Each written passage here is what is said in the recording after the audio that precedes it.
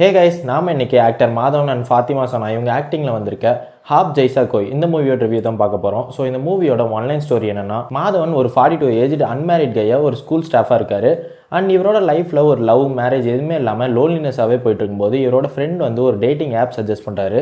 So அந்த dating ஆப்பில் இவர் கொஞ்சம் கொஞ்சமாக ஒரு லேடி கூட கனெக்ட் ஆகிட்டு வரும்போது இவருக்கு திடீர்னு ஒரு வரன் வருது. அவங்க யாருன்னா ஒரு 32 ஏஜ்டு ஃப்ரெஞ்சு ஸ்கூல் டீச்சராக இருப்பாங்க. அண்ட் ஹீரோ அண்ட் அவங்களுக்குள்ள ஒரு நல்ல பாண்ட் கிரியேட் ஆகி அது என்கேஜ்மெண்ட் வரைக்கும் போயிடும்.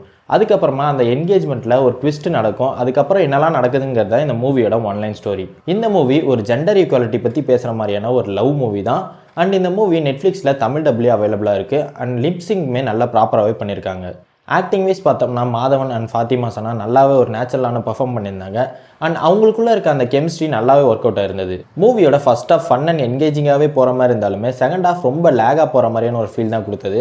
பட் லேகாக போனாலுமே லவ் சீன்ஸ் எல்லாமே நல்லா இருந்தது. அண்ட் இந்த மூவியில் மெயினாக ஒரு ரிலேஷன்ஷிப்னா இப்படி தான் இருக்கணும்னு நீட்டாகவே ப்ரெசென்ட் பண்ணியிருக்காங்க. இந்த மூவியில் நிறைய ட்ரூத்தான பாசிட்டிவ் மெசேஜஸ் சொல்லியிருக்காங்க. லைக் 10 இயர்ஸ் ஏஜ் டிஃப்ரென்ஸில் மேரேஜ் பண்ணாலுமே தப்பு இல்லை, அவங்களுக்குள்ள ஒரு அண்டர்ஸ்டாண்டிங் இருந்தால் போதும்னும். ஒரு பொண்ணுன்றவ யாருக்கும் அடிமைலாம் கிடையாது. ஈவன் அவங்க லவ்வில் இருந்தாலும் சரி, மேரேஜ் பண்ணியிருந்தாலுமே சரி, அவங்களுக்குன்னு ஒரு தனிப்பட்ட ஃப்ரீடம் இருக்குது. யாருக்கும் ஸ்லேவ்லாம் கிடையாதுங்கிற ஒரு பாசிட்டிவான ட்ரூத்தான மெசேஜை இந்த மூவியில் சொல்லியிருக்காங்க. ஸோ ஸ்க்ரீன் பிளே வைஸ் பார்த்தோம்னா ஸ்லோ நரேஷன் அண்ட் ப்ரெடிக்டபிளான சீன்ஸ் தான் இருந்தது. ஸோ இன்னும் கொஞ்சம் என்கேஜிங்காக இருந்திருந்தால் கொஞ்சம் நல்லா இருந்திருக்குமேனு எனக்கு பர்சனலாக ஃபீல் ஆச்சு. இந்த மூவியில் சாங்ஸ் அடிக்கடி வந்து போகும். ஸோ இந்தியை தமிழ் டப் பண்ணும்போது சாங்கையும் தமிழ் டப் பண்ணியிருந்தாங்கன்னா சொதப்பிருப்பாங்க.